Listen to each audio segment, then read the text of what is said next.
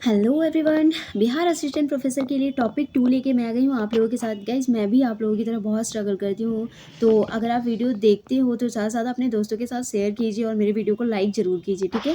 तो आइए देखते हैं हम लोग बिहार असिस्टेंट प्रोफेसर के लिए जो हमारी तैयारी की जो रणनीति है उसका टॉपिक 2 क्या है, ठीक है।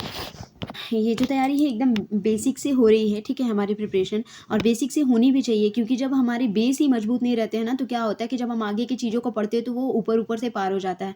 तो मैं चाहती हूँ कि मैं अपने साथ साथ आपका भी बेस मतलब इतना मजबूत करूँ कि हमें जब हम ऊपर की चीज़ों को पढ़े तो ऐसा ना लगे कि ऊपर से पार हो रहा है, चीज़ों को हम अच्छे से समझ पाएँ, ठीक है। तो सबसे पहले हम लोग सेकेंड टॉपिक में देखेंगे गरीबी के बारे में, ठीक है। तो यदि मनुष्य अपने जीवन निर्वाह करने के लिए न्यूनतम आवश्यकता भी पूरा नहीं कर पाता है तो वह व्यक्ति एक खास संवर्ग में चला जाता है। यही संवर्ग की पहचान उसकी गरीबी कहलाती है। मेरे से एक बार इंटरव्यू में ये क्वेश्चन पूछा गया था कि गरीबी क्या है, तो मैंने उस समय जवाब दिया था कि जो भी जैसे एक कैलोरी निर्धारित रहती है व्यक्तियों की, ग्रामीण व्यक्तियों की अलग होती है, शहरी व्यक्तियों की अलग होती है। शहरी व्यक्तियों के लिए कुछ 1020 करके कैलोरीज होती है, अभी मैं आगे बताऊंगी, और शहरी के लिए 1024। तो जो इस कैलोरी तक का भोजन भी नहीं प्राप्त कर पाता वो गरीबी रेखा के अंतर्गत आता है।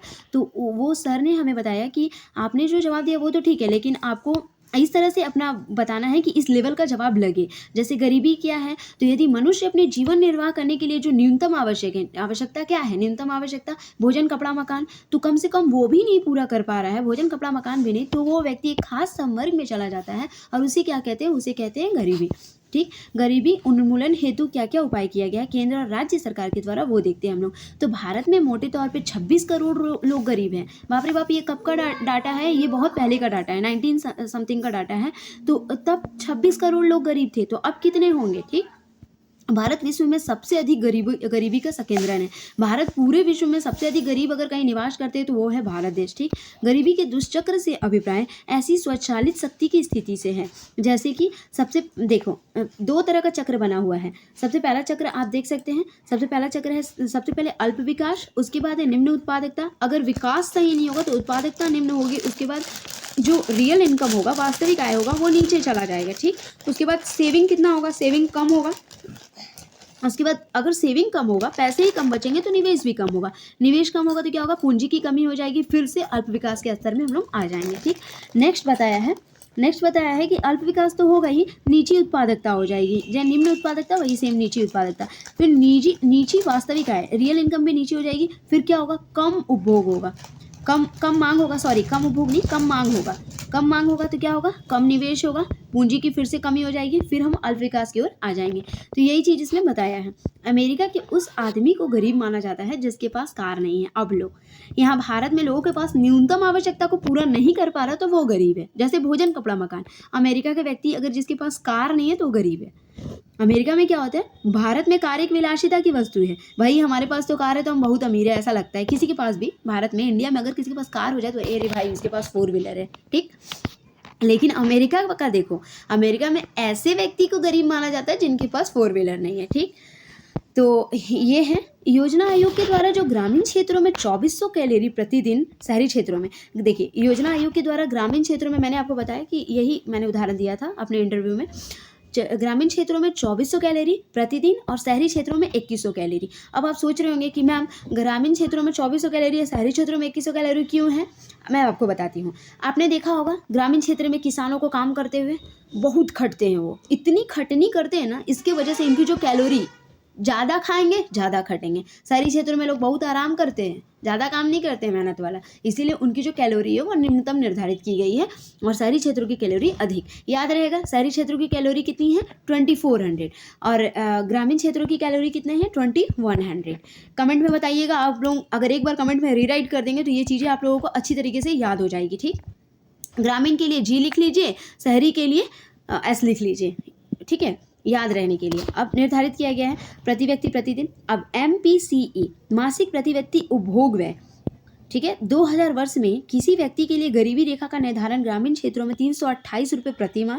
अब देख लीजिए गरीबी रेखा, ग्रामीण क्षेत्रों में गरीबी रेखा के लिए क्या निर्धारित किया गया था, 328 रुपये प्रति माह। अगर इतना कमा रहा है लोग तो वो गरीब है। 454 रुपये शहरी क्षेत्रों में, ठीक है। ₹1640 से कम प्रति माह ग्रामीण क्षेत्रों में।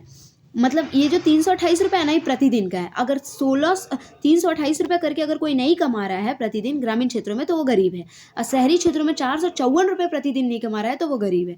तो ₹1640 से कम अगर कोई कमा रहा है प्रति माह ग्रामीण क्षेत्रों में, तो वो गरीब है। और ₹2770 अगर प्रति माह शहरी क्षेत्रों में कमा रहा है, तो वो ठीक है।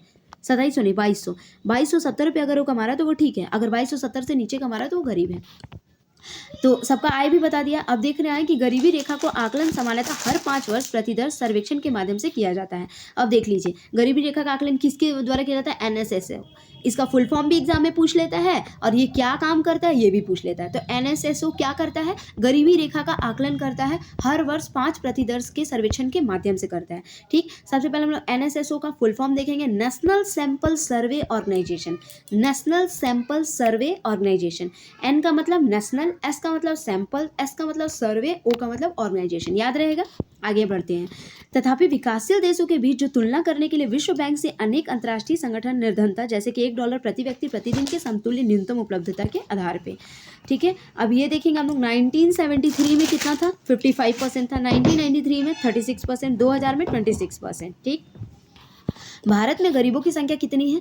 भारत में पहले बताइए 26 करोड़, तो अब 20 करोड़ 26 करोड़ इसी के समथिंग में था पहले, अब का पता नहीं, अभी देखना होगा। 100 में से 51 लोग अपनी मूल आवश्यकता को पूरा करने में असमर्थ है। अब लोग 100 में से अगर 51 लोग अपनी मूल आवश्यकता को नहीं पूरा कर रहे, तो कितने लोग पूरा कर रहे हैं? 49 लोग ही से पूरा कर रहे हैं। इसका मतलब 51 लोग गरीब हैं इंडिया में। ठीक है, उस समय का डाटा तो यही बताता था। आगे देखते हैं हम लोग, बिहार में कितने लोग गरीब है? 42.6% लोग। जम्मू और कश्मीर में 3.5% लोग। बिहार के आधार पे दूसरा राज्य है उड़ीसा, वहाँ 47.2% लोग गरीब है। जनसंख्या में अत्यधिक वृद्धि के कारण क्या क्या होंगे? क्यों जनसंख्या में अत्यधिक वृद्धि होगी? इसका की पॉइंट नोट कर लीजिए। कृषि का पिछड़ापन। मैं आपको एक चीज़ बता दूं, अगर कृषि का पिछड़ापन होगा ना, तो जनसंख्या में अत्यधिक वृद्धि होगी। कृषि अगर विकसित नहीं होगा, आपको पता है पहले कृषि की पद्धति क्या थी? अगर घर में 5 लोग हैं ना, घर में अगर 5 लोग हैं, 5 मेल मेंबर है और अगर 2 फीमेल हैं, तो वो सारे के सारे लोग कृषि में ही लगे रहते थे, पाँचों के पाँचों। हालांकि प्रोडक्शन 30 क्विंटल है तो 30 क्विंटल ही रहेगा, इससे अधिक नहीं बन जाएगा, इससे कम नहीं हो जाएगा, लेकिन फिर भी 5 लोग जाएंगे। अब मैं आपको बता दूं, अगर अब की कृषि नीति में क्या अपनाया गया है कि अगर एक लोग भी कृषि में काम कर रहे हैं, एक लोग भी कृषि के क्षेत्र में है और तब भी जो प्रोडक्शन है वो 30 क्विंटल ही हो रहा है, तो एक ही करेगा, 4 लोग शहर में जाके कमाएंगे, कोई अन्य रोजगार करेंगे, शहर में जाके कमाएंगे, कोई अन्य रोजगार करेंगे, तो इनका भी आय इंक्लूड होगा। 30 क्विंटल का प्रोडक्शन हो जाएगा 30,000 रुपये में। जो ये अगर पर व्यक्ति 1-1 हज़ार भी कमाते हैं तो कितना कमाएंगे? 35,000 हो गया सबका मिला के। तो अभी कृषि की पद्धति में अगर कृषि पिछड़ेपन होगा, यहाँ पे सिंचाई की व्यवस्था वगैरह जो भी होता है, खाद यूरिया, ये सब का आइडिया नहीं रहेगा, टेक्निकल का आइडिया नहीं रहेगा, तो क्या होगा?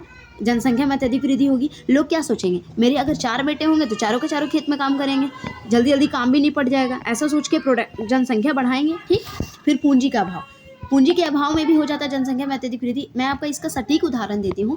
अगर व्यक्ति के पास पूंजी ना होना और अगर वो गरीब रहे, तो बहुत सारी चीज़ें, गर्भ निरोधक की जो विधियाँ होती हैं उनमें बहुत सारी गोलियाँ होती है, बहुत सारे प्रोटेक्शंस होते हैं यूज़ करने के लिए। तो अगर पूंजी ही नहीं रहेगा तो वो प्रोटेक्शन कहाँ से खरीदेंगे? अगर वो प्रोटेक्शन नहीं खरीदेंगे और फिर भी वो लोग फिजिकल में हैं और उन लोगों का मतलब जो भी खाना पीना है उसके हिसाब से अगर वो रिलेशनशिप में है, तो बच्चे होंगे। बच्चे होंगे तो क्या होगा? पूंजी के अभाव में बच्चे हो रहे हैं, जनसंख्या में वृद्धि हो रही है।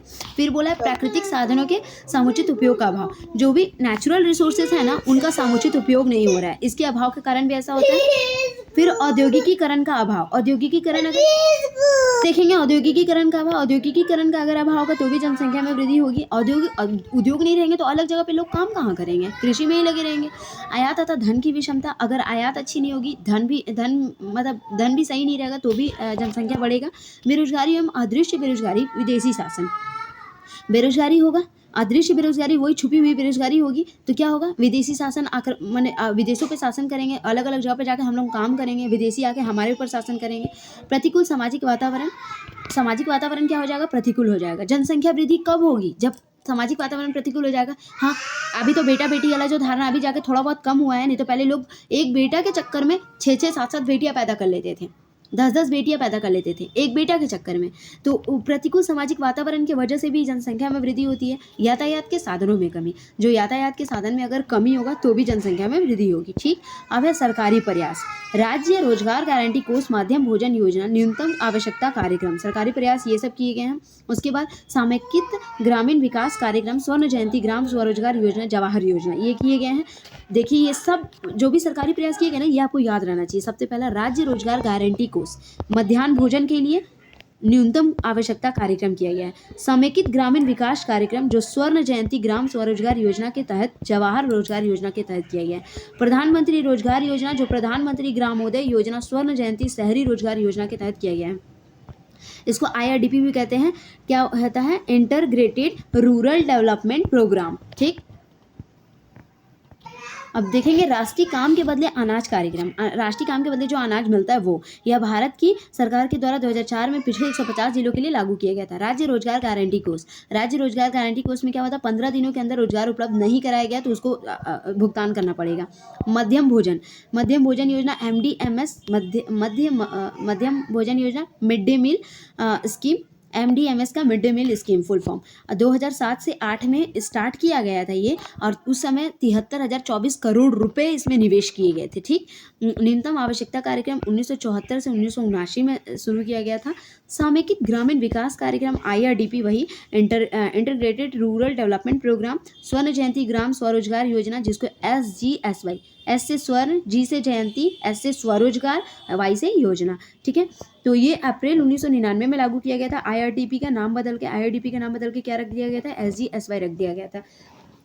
ये जो इंटीग्रेटेड रूरल डेवलपमेंट प्रोग्राम है ना, इसी को चेंज करके क्या रख दिया गया था?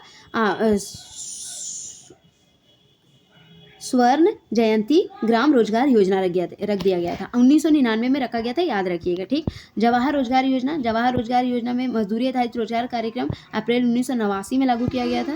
अप्रैल 1989 में, फिर अप्रैल 1989 में जवाहर रोजगार योजना तो लागू हुआ था। National rural employed programme, rural landless employed guarantee programme लागू किया गया था अगस्त 1983 में, और वर्ष में 100 दिन रोजगार मुहैया कराने का टारगेट रखा गया था। ठीक है, अगर 100 दिन किसी को रोजगार नहीं मिलता है तो उसका रोजगार भत्ता गवर्नमेंट उसको देगी। ठीक, नेक्स्ट बोला था प्राइम मिनिस्टर रोजगार योजना, जो 1993 से 94 में लागू हुआ था। 1994 से 95 में इसको और आगे बढ़ाया गया था, और 1999 से 2000 में इसके द्वारा 2,20,000 लोगों को लाभ पहुंचाने का लक्ष्य निर्धारित किया गया था। 2001 के स्वतंत्रता दिवस के अवसर पर प्रधानमंत्री ने 10,000 करोड़ के संपूर्ण योजना की घोषणा की थी। ठीक, प्रधानमंत्री ग्रामोदय योजना लागू किया गया था। ये सारा चीज आपको याद करना, PMGY पूछता है। प्रधानमंत्री ग्रामोदय योजना 2000 से 2001 में लागू किया गया था। ये ग्रामीण क्षेत्रों में लागू किया गया था। फिर बोला है स्वर्ण जयंती शहरी रोजगार योजना, ये कब लागू हुआ था? SJSRY, इसका फुल फॉर्म स्वर्ण जयंती शहरी रोजगार योजना 1997 में प्रारंभ किया गया था। 2004 से 5 में योजना के लिए 103 करोड़ रुपए का प्रावधान किया गया था। ठीक, आगे हम लोग देखेंगे। अप्रैल 1989 में जवाहर रोजगार योजना लागू हुआ था। ये वही वाला है, 1 मिनट। बिहार में गरीबी रेखा के नीचे जीवन यापन करने वाले ग्रामीण जनसंख्या का प्रतिशत राष्ट्रीय औसत से अधिक है। ठीक है, बिहार में 1999 से 2000 में गरीबी रेखा के नीचे जो रहने वाली ग्रामीण जनसंख्या है उनका प्रतिशत 42.6% है। याद रहेगा, भारत की प्रमुख आर्थिक समस्या नहीं है, क्या नहीं है? औद्योगिक विकास नहीं है। औद्योगिक विकास तो है भारत में, लेकिन लोग उस पर अभी जुड़े नहीं हैं। गरीबी में बिहार राज्य भारत के राज्यों में कौन सा स्थान है? दूसरा। ठीक है, पहला है उड़ीसा, याद रखिएगा। 2001 की जनगणना के अनुसार भारत के इन राज्यों में से सबसे अधिक गरीब कहाँ है? उड़ीसा में है। गरीबी रेखा के नीचे का होना क्या है? गरीबी का सूचक है। गरीबी रेखा से जो नीचे रहेगा वो क्या है? गरीबी के सूचक है। शहरी क्षेत्र के व्यक्तियों को प्रतिदिन कितनी कैलोरी भोजन की आवश्यकता पड़ती है? 2100 कैलोरी। निम्न में कौन सा प्राकृतिक आपदा के अंतर्गत आता है? बाढ़ प्राकृतिक आपदा के अंतर्गत आता है। MPCE के द्वारा गरीबी रेखा का निर्धारण ग्रामीण क्षेत्रों में कितने रुपए प्रति माह किया गया था? 328 रुपये। SGSY योजना की शुरुआत कब की गई थी? 1999 में। बिहार के आर्थिक दृष्टि से पिछड़ा हुआ राज्य कौन सा है? तो योजना काल में गरीबी रेखा से नीचे आने वाले लोगों का प्रतिशत में कमी आई है। भारत में शहरी गरीबों की तुलना में ग्रामीण गरीबों की संख्या अधिक है।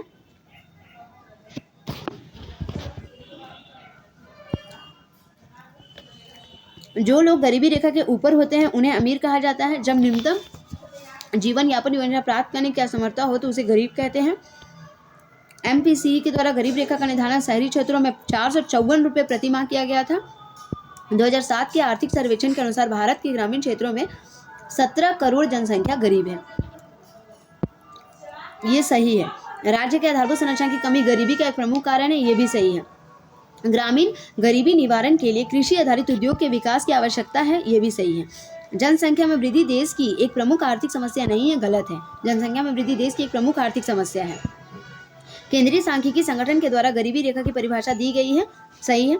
और शहरी क्षेत्र के व्यक्ति, ये केंद्रीय सांख्यिकी जो संगठन है ना, ये NSSO है, याद रखिएगा इसको, NSSO है, नेशनल सैंपल सर्वे ऑर्गेनाइजेशन, ठीक है।